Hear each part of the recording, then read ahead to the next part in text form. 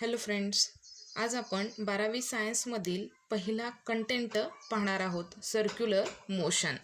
Circular motion.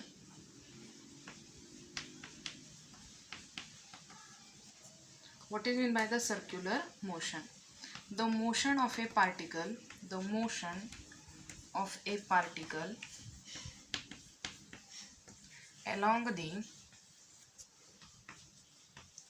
circumference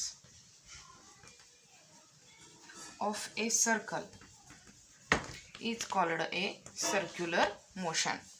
The motion of a particle along the circumference of a circle is called a circular motion. समजा की एक particle आहे आणि तो ह्या ग्राउंडवरती आहे. हे ग्राउंड सर्क्युलर मोशनमध्ये आहे. हा जो सर्कल आहे त्याचा सेंटर थोड्या वेळासाठी आपण ओ कन्सिडर करूया. पार्टिकल ए या ठिकाणी आहे असं समजूया. पार्टिकल ए पासून पार्टिकल ओ पर्यंत म्हणजे सर्कलच्या सेंटरपर्यंतचं जे अंतर आहे ते आपण आर ने डिनोट करूया. आर म्हणजेच ही या सर्कलची रेडियस आहे. याला रेडियस वेक्टर किंवा पोझिशन वेक्टर असंही म्हटलं जातं. सर्क्युलर मोशन म्हणजे नेमकं काय, तर पार्टिकल ए या ठिकाणाहून मूव्ह व्हायला चालू झाला आणि त्यानं ह्या जो गोल आहे त्या गोलाची पूर्ण एक फेरी कंप्लीट केली. म्हणजे ओ या ठिकाणाहून मूव्ह व्हायला तो चालू झाला आणि तो फिरून परत ए या ठिकाणी आला. म्हणजे त्यानं एक गोल फेरी पूर्ण केली, म्हणजेच त्यानं एक सर्क्युलर मोशन कंप्लीट केली. पार्टिकल ज्यावेळी ए या ठिकाणाहून मूव्ह व्हायला चालू झाला त्यावेळी त्यानं कव्हर केलेलं जे लिनियर डिस्प्लेसमेंट आहे ते किती, ते म्हणजेच ह्या सर्कलचा सर्कम्फरन्स, म्हणजेच त्याला परिघ असं म्हटलं जातं. आणि तो किती असतो, तर तो 2πr एवढा असतो. म्हणजे त्याचं लिनियर डिस्प्लेसमेंट म्हणजेच रेषीय अंतर हे 2πr, म्हणजेच ते आपल्या सर्कलचा परिघ आहे.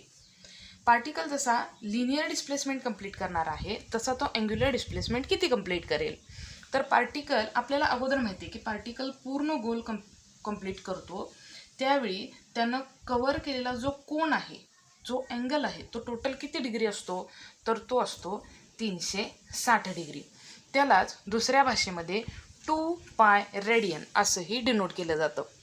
आता समजा की पार्टिकल ए या ठिकाणी आहे आणि तो मूव्ह होत होत ए या ठिकाणाहून बी या ठिकाणापर्यंत आला. तर त्यानं अर्ध सर्कल कंप्लीट केलं, हाफ सर्कल कंप्लीट केलं.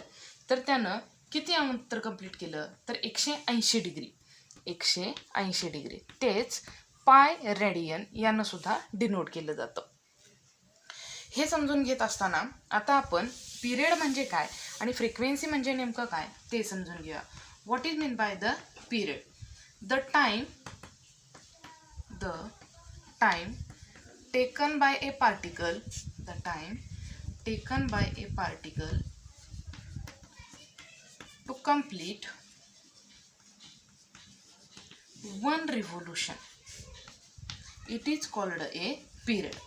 पार्टिकलला एक गोल फेरी पूर्ण करण्यासाठी जितका वेळ लागतो त्या वेळाला पिरियड असं म्हटलं जातं. आपण समजून घेऊया. समजा एखादा पार्टिकल आहे आणि त्यानं ह्या सर्कलची ए या ठिकाणाहून मूव्हमेंट चालू केली. ए या ठिकाणाहून चालू झाल्यापासून मूव्ह होण्यासाठी तो परत ज्यावेळी ए या ठिकाणी परत येईल त्यावेळी त्यानं त्या गोलाची एक फेरी पूर्ण केली. ती एक फेरी पूर्ण करण्यासाठी त्याला जेवढा वेळ लागला तो वेळ म्हणजेच त्याला दुसऱ्या भाषेमध्ये पिरियड असं म्हटलं जातं. हा पिरियड टीनं डिनोट केला जातो. आता त्याचा आपण फॉर्म्युला पाहूया. टाइम पिरियड टी पाहण्या अगोदर आपल्याला व्हेलॉसिटीचं सूत्र माहीत असायला हवं. Velocity is equal to distance upon time. आपल्याला टाईमचं सूत्र हवं आहे. टी इकडं घ्या, व्ही इकडं शिफ्ट करा. T is equal to distance upon v. T इकडं गेला, व्ही इकडं शिफ्ट गेला. एक्स म्हणजेच आपण इथं कवर केलेलं पार्टिकलनं डिस्टन्स पाहणार आहोत. पार्टिकलनं डिस्टन्स कवर केलं म्हणजे ए या ठिकाणाहून चालू होऊन तो ए या ठिकाणी परत आला, म्हणजेच त्यानं सर्कलचा सर्कम्फरन्स कंप्लीट केला. म्हणजे त्याचं अंतर आहे 2πr एवढं आणि त्याची व्हेलॉसिटी आहे डिनोटेड ॲज अ व्ही. म्हणजे आपल्या टाईम पिरियडचं सूत्र आहे 2πr upon v. Time period t याचं एसआय युनिट आपण पाहणार आहोत. Time it is measured in second, so it's SI unit is second. म्हणजे टाईम पिरियडला कशात डिनोट केलं जातं, सेकंडमध्ये डिनोट केलं जातं. आपण नेक्स्ट पाहणार आहोत frequency. What is mean by the frequency. Frequency is denoted as a N. What is mean by the frequency? The number of revolutions performed by a particle per unit time, it is called a frequency.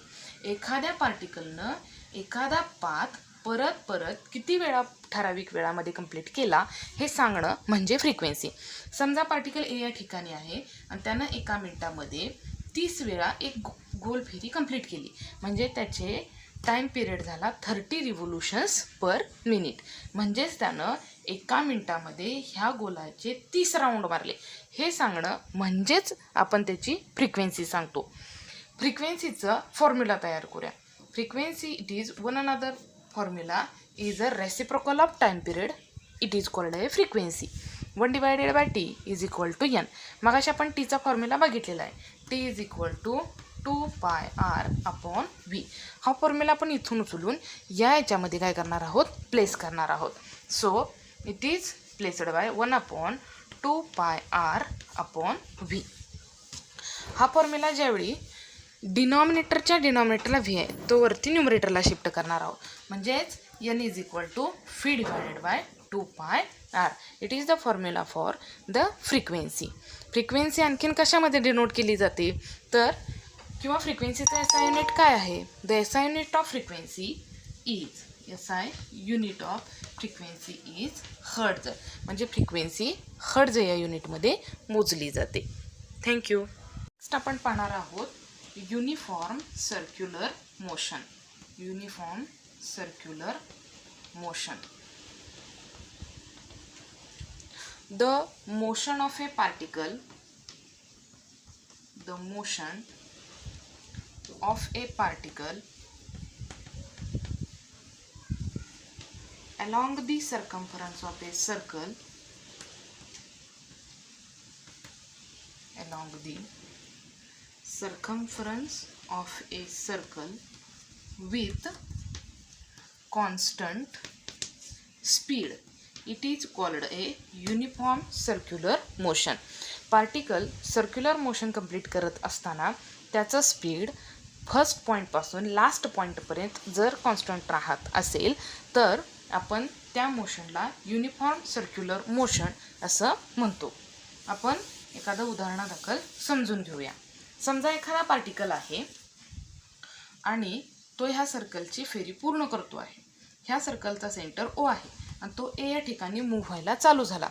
ए या ठिकाणाहून move व्हायला चालू झाल्यापासून ह्या सर्कलची पूर्ण एक गोल फेरी पूर्ण करत असताना त्याचं स्पीड जर 40 असेल आणि ते बदलत नसेल तर त्याला म्हणायचं युनिफॉर्म सर्क्युलर मोशन. म्हणजे स्टार्ट टू एंड त्याचं टोटल स्पीड कसं असेल, कॉन्स्टंट असेल तर त्याला म्हणायचं युनिफॉर्म सर्क्युलर मोशन. एखादं उदाहरण बघूया. The motion of a moon around the earth. The motion of a moon around the earth. अशी आपण बरीच उदाहरणं सांगू शकतो युनिफॉर्म सर्क्युलर मोशनची. The motion of a electron around the nucleus, it is the one another best example of a uniform circular motion.